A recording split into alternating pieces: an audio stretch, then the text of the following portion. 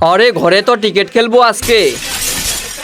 উরি বাবা, দাদুর ছবি তো ভেঙে গেল, এখন কি করব? তাড়াতাড়ি ছবিটি পরিষ্কার করি। আরে এটা কি হলো? মা জানতে পারলে তো আমাকে মেরেই ফেলবে। আমার বাবার ছবি ভেঙেছিস, তোকে তো আজকে মেরেই ফেলবো। উরি বাবা, এখনই যাই, দাদুকে কবর থেকে বের করে ছবি তুলতে হবে। আরে রাজু, তুই আবার এখানে খাল খুঁড়িস কেন? আরে আমি তো দাদুকে কবর থেকে বের করতেছি। উরি বাবা, কি বলিস রে তুই? আরে বন্ধু, পালিয়ে যাস না, আমাকে একটু সাহায্য কর। আমাকে সাহায্য করলে তোকে আমি সিঙ্গারা খাওয়াবো। নে ভাই, ভালো করে ধর। ভাই এবার দাদুকে পানি দিয়ে পরিষ্কার করে নেই। এই তো পরিষ্কার করা হয়ে গেছে, চল এবার দাদুকে নিয়ে ছবি তুলতে যাই। ভাই তাড়াতাড়ি চল, মা জানার আগেই ছবি তুলতে হবে। বন্ধুরা, মাকে ভালোবাসলে লাইক করে সাবস্ক্রাইব করে দিবে। দাদু একটু ভালো করে হাসুন। আরে দাদুর আবার কি হয়েছে? নড়াচড়া করে না কেন? আরে আমার দাদু নড়াচড়া করতে পারে না, তুমি শুধু ছবি তুলো। ঠিক আছে, তাহলে এরকম ভাবেই ছবি তুলি। আরে আরে, তোর দাদু পড়ে গেল কেন? আরে বস, দাদু তো মারা গেছে। আরে কি বলিস তুই? আরে ওরা সব জেনে গেছে, এখন তাড়াতাড়ি পালিয়ে যাই।